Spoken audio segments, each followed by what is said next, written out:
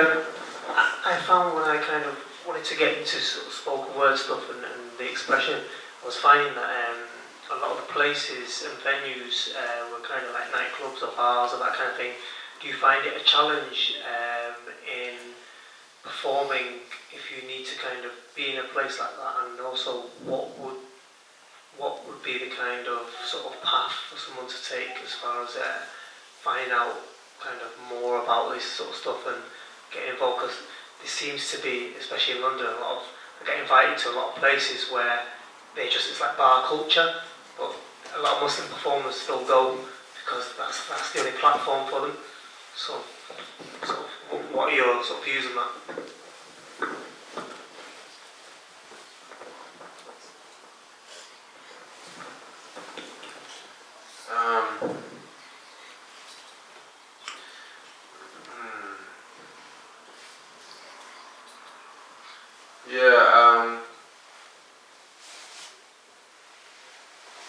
It's a kind of a long, it's kind of a deep conversation, you know. I actually performed in it was like I don't know what it was. It was like it's called Cafe Cairo somewhere in London, where it's like a bar, hookah lounge, you know, stage, venue spot. I was invited by another artist, and I didn't know that there was alcohol being served there. But I probably would have performed anyway, because it was predominant, and not because I didn't have avenues elsewhere, actually, because I've been performing, you know, many shows this last week while I've been here, but that's been in the Muslim community. But this was a venue that was predominantly non-Muslims, and so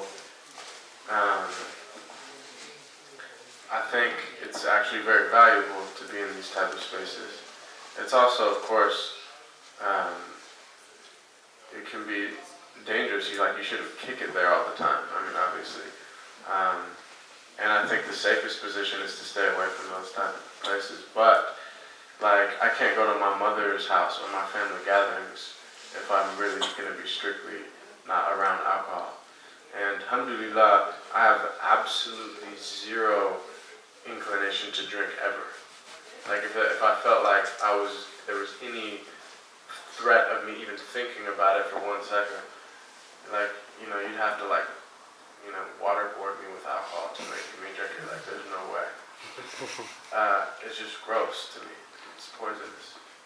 And so if I was an individual who had an inkling, I would never go in those places. But if I go and perform and shake hands and hug and, you know, say the name of Allah and leave, I think there's benefit. That's just my personal thing. I'm not obviously giving a fatwa or something. And people can take issue with that if they want. But those are the type of places I grew up in. Those are the type of places I was performing in when I was, even before I could drink, I was performing at those type of places. So, meaning like age-wise. So, that's the way I personally approach it.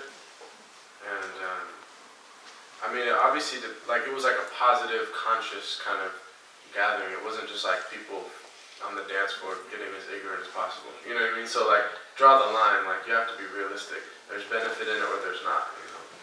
So, that's just my personal thing. Assalamualaikum. Firstly, Jazakallah for blessing with your presence there. I had a quick question.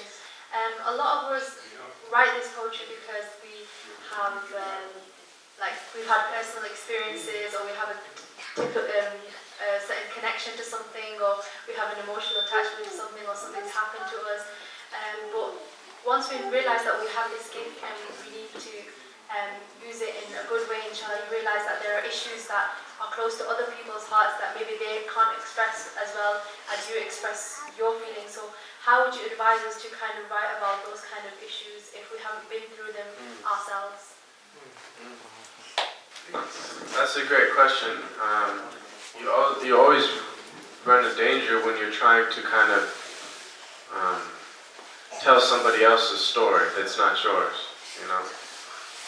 Like if I made a song about a woman who was abused domestic violence, for instance. I don't think I would write it from the first person because I don't know what that's like. But I don't think that means I can't tell a story about it because perhaps I know a woman or multiple women in that type of situation and I could share my perspective.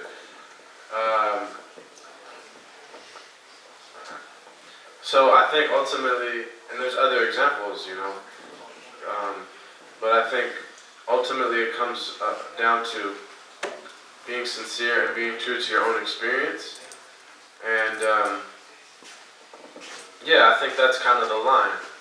Don't pretend you've had an experience you haven't, but at the same time, I think you can be a storyteller and you can narrate and you can, if you do it well, you can guide people to perhaps feel the empathy or whatever other goal you're trying to get to through that writing, inshallah. By the way, I really was, alhamdulillah, warmed my heart to hear all the people reciting before. It made me really happy to hear like Muslims expressing themselves in English. Like, really, because you go to many gatherings and it's beautiful, beautiful Arabic, beautiful Urdu. I don't understand any Urdu, but I love Urdu. When they recite it, mashallah, so beautiful. There's these two brothers in the Bay Area.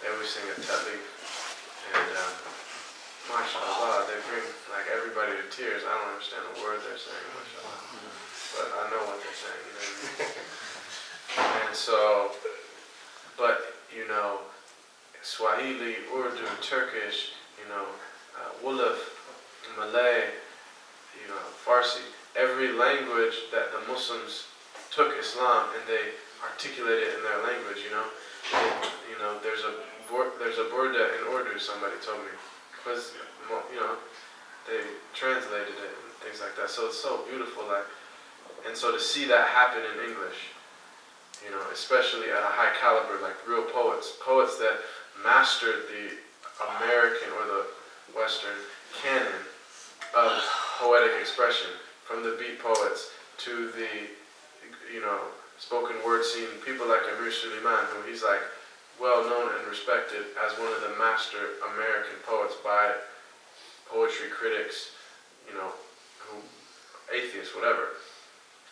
But yet someone who is sincerely and really walking the path of Islam. They're not just saying Islam slogan, like 5 pillars I pray, but they have a shaykh, they walk the path, they are having these spiritual experiences, they really study, they really live it, and they're reading the literature of Islam. They know about, the great poets of our tradition, and they're able to kind of merge these two oceans. And that's really exciting to me, so may Allah give everyone tawfiq in that, inshallah.